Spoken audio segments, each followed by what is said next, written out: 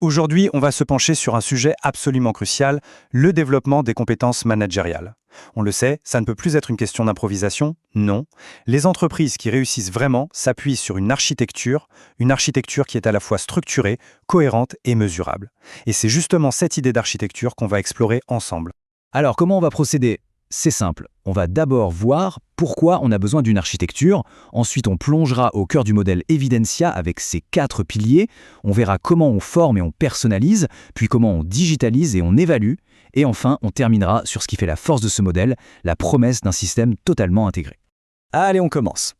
Pourquoi est-ce si important de parler d'une architecture des compétences? Eh bien, tout simplement parce que les entreprises les plus performantes ont compris une chose, le développement des talents, ça ne se laisse pas au hasard.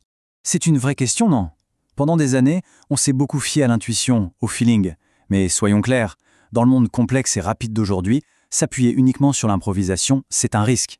Un risque que les organisations ne peuvent tout simplement plus se permettre. Et la réponse, elle est là. Le succès, ce n'est pas une question de chance, c'est le résultat d'une construction, une construction solide. Il faut une fondation bien pensée, une structure qui permet de bâtir, de renforcer et, surtout, de valider les compétences de manière systématique. Et c'est précisément ça l'ambition du modèle Evidentia. Il ne s'agit pas juste de proposer une collection de formations. Non, l'idée, c'est de fournir un véritable système intégré qui couvre tout, le développement, l'évaluation et la certification des compétences. Bon, maintenant qu'on a posé le décor, entrons dans le vif du sujet. Quelles sont les fondations de cette architecture? Eh bien, le modèle Evidentia repose sur une base à la fois simple et extrêmement solide. Ses 4 piliers. Tout tient en un seul chiffre, 4. 4 piliers qui sont totalement complémentaires, ils ont été pensés pour couvrir l'ensemble du cycle de montée en compétences, depuis le besoin initial jusqu'à la validation finale. Et ces 4 piliers, ce sont des verbes d'action.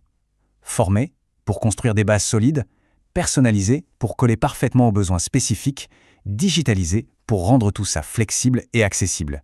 Et bien sûr, évaluer, pour mesurer l'impact réel. C'est un processus dynamique dont le but est de transformer les compétences en un vrai levier de performance. Parfait. Plongeons maintenant dans les 2 premiers piliers. D'un côté, on construit les bases, de l'autre, on adapte les savoir-faire. Le premier pilier, c'est la formation, qu'on pourrait qualifier de structurante. Ça se passe via l'Académie Evidentia Canada. Ici, l'objectif est clair, bâtir des compétences solides, reconnues, avec des programmes diplômants et certifiants. Le fait qu'ils soient accrédités garantit un véritable niveau de maîtrise. Et ce qui est vraiment bien pensé, c'est que l'architecture est modulaire. Ce n'est pas un énorme bloc à prendre ou à laisser.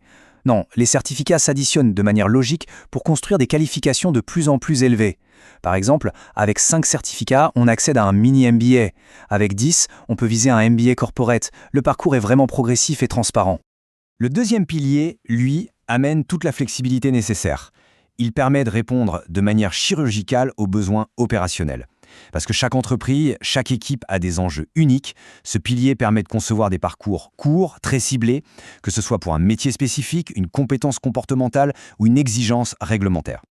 Ok, passons aux 2 derniers piliers. Une fois qu'on a construit et adapté les compétences, il reste 2 étapes cruciales. S'assurer qu'elles se diffusent à grande échelle et mesurer leur impact réel.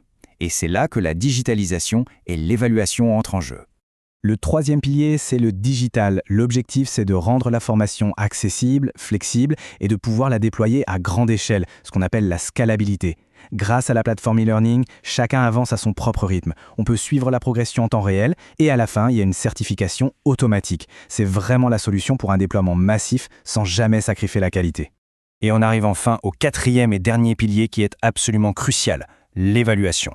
Grâce à des outils très puissants comme le MBTI, le DISC ou le RIESEC, on peut diagnostiquer les talents, identifier les axes de développement. Mais attention, l'objectif n'est pas de juger.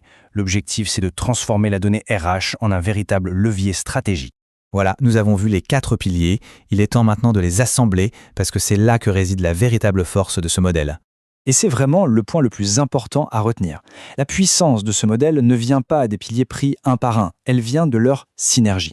Ce ne sont pas des services indépendants qu'on pioche ici et là, non, ils forment une seule et même architecture, globale et intégrée.